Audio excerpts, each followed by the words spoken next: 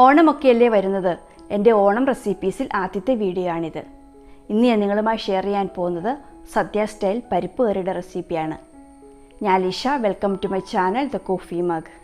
പരിപ്പ് കറി ഉണ്ടാക്കുന്നതിനായി ആദ്യം പരിപ്പ് വേവിച്ചെടുക്കണം. അതിനായി ഞാനിവിടെ അളവ് കപ്പിന് 1/2 കപ്പ് തോരപ്പരിപ്പ് 1 മണിക്കൂർ വെള്ളത്തിൽ കുതിർത്ത് വെച്ചതിന് ശേഷം നന്നായി കഴുകിയെടുത്തിട്ടുണ്ട്. ഇത് നല്ല സോഫ്റ്റായി നഖത്തിന് ഞെക്കി മുറിക്കാൻ പാകത്തിനായിട്ടുണ്ട്. ഇവ പ്രഷർ കുക്കറിലേക്ക് ഇട്ട് കൊടുക്കാം.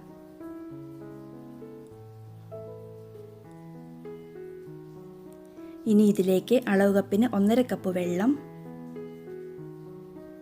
1/2 ടീസ്പൂൺ ഉപ്പ്, 1 ടീസ്പൂൺ നെയ്യ് ഇവയെല്ലാം ചേർത്തിട്ടൊന്ന് ഇളക്കിയതിന് ശേഷം അടച്ചു വെച്ച് നന്നായി വേവിച്ചെടുക്കാം. നേരത്തെ കുതിർത്ത് വെച്ചതുകൊണ്ട് തന്നെ ഹൈ ഫ്ലെയിമിൽ 2 വിസിൽ വരുമ്പോഴേക്കും നന്നായി വെന്ത് കിട്ടും. അടുത്തതായി കറിക്കുള്ള അരപ്പ് തയ്യാറാക്കാം. അതിനായി മിക്സിയുടെ ചെറിയ ജാറിലേക്ക് 1/2 കപ്പ് ചിരകിയ തേങ്ങ ഇട്ട് കൊടുക്കാം. ഇതിൻ്റെ കൂടെ തന്നെ 3 മീഡിയം സൈസ് ചുവന്നുള്ളി, 2 മീഡിയം സൈസ് വെളുത്തുള്ളി, 5 ചെറിയ കാന്താരിമുളക്, കാന്താരിമുളകിന് പകരം 1 മതി കേട്ടോ, 1/2 ടീസ്പൂൺ മഞ്ഞൾപ്പൊടി, 1/4 ടീസ്പൂൺ ജീരകം, 1/4 ടീസ്പൂൺ ഉപ്പ്, 4 ടേബിൾ സ്പൂൺ വെള്ളം ഇവയെല്ലാം കൂടി ചേർത്തിട്ട് അരച്ചെടുക്കണം. ഒരുമാതിരി നന്നായി അരഞ്ഞു കിട്ടണം. ഇനി പരിപ്പ് കറി ഉണ്ടാക്കുന്നതിനായി അടികട്ടിയുള്ള ഒരു പാനിലേക്ക് നമ്മൾ വേവിച്ച് വെച്ചിരിക്കുന്ന പരിപ്പ് അതിലെ വെള്ളത്തോടു കൂടി തന്നെ ഒഴിച്ചു കൊടുക്കാം. ഇനി തീ ഓണാക്കി മീഡിയം ഫ്ലെയിമിൽ വെച്ചിട്ട് ഇതൊന്ന് തിളപ്പിച്ചെടുക്കണം.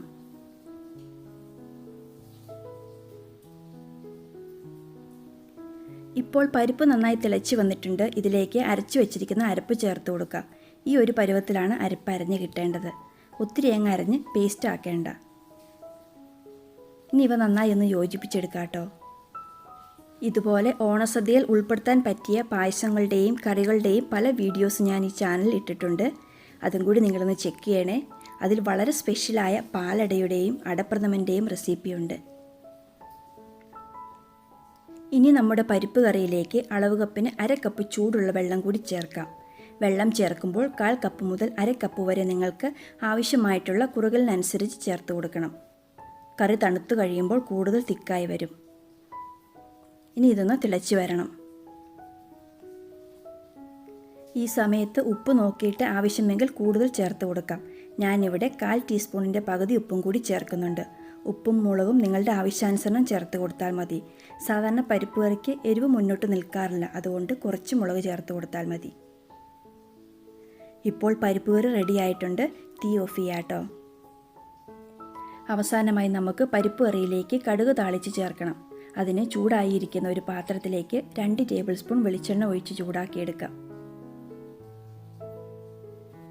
എണ്ണ നന്നായി ചൂടായി വരുമ്പോൾ 1/2 ടീസ്പൂൺ കടുക് ഇട്ട് പൊട്ടിച്ചെടുക്കണം.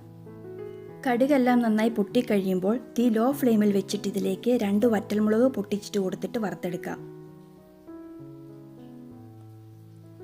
ഇനി ഇതിലേക്ക് 2 മീഡിയം സൈസ് ചുവന്നുള്ളിയും 2 തണ്ട് കറിവേപ്പിലയും കൂടി ചേർത്തിട്ട് മൂപ്പിച്ചെടുക്കണം.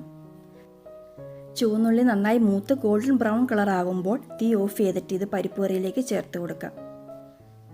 എന്നിട്ട് ഒരു 10 മിനിറ്റ് മൂടി വയ്ക്കണം.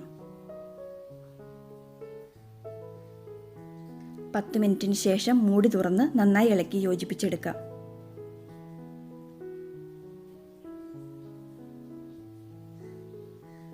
ഇനി ഇതൊരു സെർവിങ് ബൗളിലേക്ക് മാറ്റാം കേട്ടോ. ഇപ്പോൾ കറി കുറച്ചുകൂടി തിക്കായി വന്നിട്ടുണ്ട്. ചൂട് നന്നായി ആറി വരുമ്പോൾ കുറച്ചുകൂടി തിക്കാകും. അപ്പോൾ നിങ്ങളും ടേസ്റ്റി ആയിട്ടുള്ള പരിപ്പ് കറി ഇങ്ങനെയൊന്ന് ഉണ്ടാക്കി നോക്കുക. ഉണ്ടാക്കി നോക്കിയിട്ട് നിങ്ങളുടെ അഭിപ്രായങ്ങൾ എന്നെ അറിയിക്കണേ. റെസിപ്പി നിങ്ങൾക്ക് ഇഷ്ടപ്പെട്ടെങ്കിൽ ലൈക്ക് ചെയ്യാനും നിങ്ങളുടെ ഫ്രണ്ട്സിനും ഫാമിലിക്കും ഷെയർ ചെയ്യാനും മറക്കല്ലേ.